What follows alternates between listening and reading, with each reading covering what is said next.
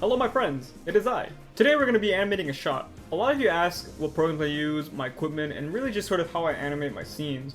And although I've answered all those questions before in the past, today we're actually going to be going more in-depth and more step-by-step process into how I actually animate my animations. And so without further ado, let's get into it. Alright, so I'm using the program DigiCamControl because it's a great program and allows me to actually take photos directly to my computer from my DSLR. It's amazing, I love it. You should get it if you have a DSLR. Or any other camera, I'm not sure. Find out if it works with your camera and try seeing if you can find it. Actually, I'll post a link to it in the description below. Alright, so first things first, we gotta find out what exactly our last shot was. Alright, so our last shot seems to be our cop standing in place, and then we pan to the left and we see one of the enemies coming from behind with a knife, ready to swing. So now we gotta figure out what do we want to happen next. So my envisioning of this was the cop actually turns around and stops the knife by pretty much blocking it with his hand. Alright, so we go into our live view, meaning we can see everything the camera sees from the camera's perspective. It's amazing. What we want to do is we want to get a nice, clean angle where we can see all the action that's different enough from the last shot to make it seem like there's progress. One of the rules I follow is that I never want to use the same angle twice, because if you keep reusing the same angles over and over again, it feels like there's no actual progression being made in the story, and it slows everything down, so you always want to keep it fresh. Alright, we have our shot, but it's a little bit blurry, which means the camera is actually out of focus. So we're going to take the front of this ring, and we're going to rotate it, so that way it's no longer blurry. It is now in focus. All the characters are clear, and everything is concise. It's one of the reasons why I love using a DSLR so much, is because I have so much control over the focus. Alright, now let's take our first frame. Okay, now where do we go from here? Now, I want the knife guy to be sort of charging his knife a little bit, because in the last shot, we already saw him kind of wind up mostly. So now he's kind of just at the very end of his wind up. So let's make him charge a bit by just adding a tiny bit of movement here. And the cop in front, he's going to actually look behind and notice. So we're going to start off by making a really tiny movement where he moves his head.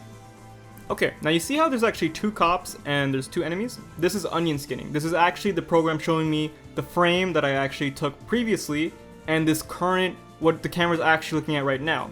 I can see the tiniest movements, I can see exactly how much I'm moving these figures, and honestly, this is such a good tool to have. If you don't have it, you should get it. It is such a tremendous boost to anybody's animation. Now we're gonna sort of fast forward here a bit. For these next few movements, these are very tiny movements because they're very subtle. Except for the cop's head. You see the cop's head turning is very minimalistic at first because it's building speed. Now after 2 or 3 frames of him sort of building speed, we sort of amp it up. We really twist it. Now it's all the way back there. And it looks weird, it'll probably look weird now, but the way to sort of offset the way this looks weird is to make it lose momentum immediately. So the way we do that is by having the cop's head, after it turns a ton, we make it just turn a tiny bit more, just a tiny bit, and all of a sudden we have a clear and concise momentum-based movement. As for the knife man, because he's already sort of at the end of his swing, we're just going to make him charge up a bit by making him shake his hand a little bit. It looks weird right now, but it's going to transition into the actual swing, which is going to look fine. So, for the first frame of the actual swing, we're going to have the knife swing a little bit upward and inward. As you can see, I'm bending down the actual figure with his legs, but lifting up his arm. As for the cop, he's going to turn around and stop it. So we're going to do a tiny bit of movement where he actually does rotate his body. Now this is the turnaround frame 3 and the knife swing frame 3. This is the frame right before impact where things are really picking up. This next frame is such a big jump because it's a very fast movement. So we're actually going to have him catch the knife in this very next frame. Now there's only 2 frames of build up for both these characters. So it is going to look weird again if you stop it right here, which is why we need to offset that sort of momentum.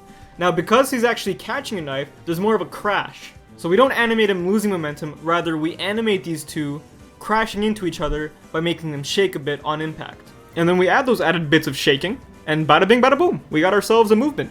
It looks fast and it's snappy. It's action. Here it is, adding some sound effects and some color grading. Consider you my friend! Now I'm gonna be doing a more in-depth tutorial in terms of editing at a later time. But for now, I have included all my sound effects, my entire sound library in the description below in a link if you would like to use it. Sound effects are very important in animation, I find.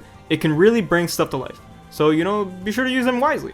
The finished product, the greatest policeman of all time, the finale, should be out on Monday. And I hope to see you all there when it comes out because I've been working really hard on it. You know, I've been trying different things out and I'm excited. Thank you all so much for subscribing and for watching. As a thank you for 30,000 subscribers, I am giving away 20 invites to my Discord in the description below. First come, first serve. You gotta be quick. If you didn't get one, fear not. I will be doing more of these in the future. And as always, you can always get into my Discord by donating at least $1 to my Patreon. Speaking of Patreon, thank you all to my Patreon: Synthetic Heroin, Logic 8 Studios, Ian M, Klein, Vaughn B, Marcus D, Colton W, Alan P, ArkDNTGames, Carlos S, King Clueless, Stampede Studios, Stephanie B, Unfamous Studios, and Zachary A. Thank you all so much for watching. Your support truly means so much, and I hope you all have a great day.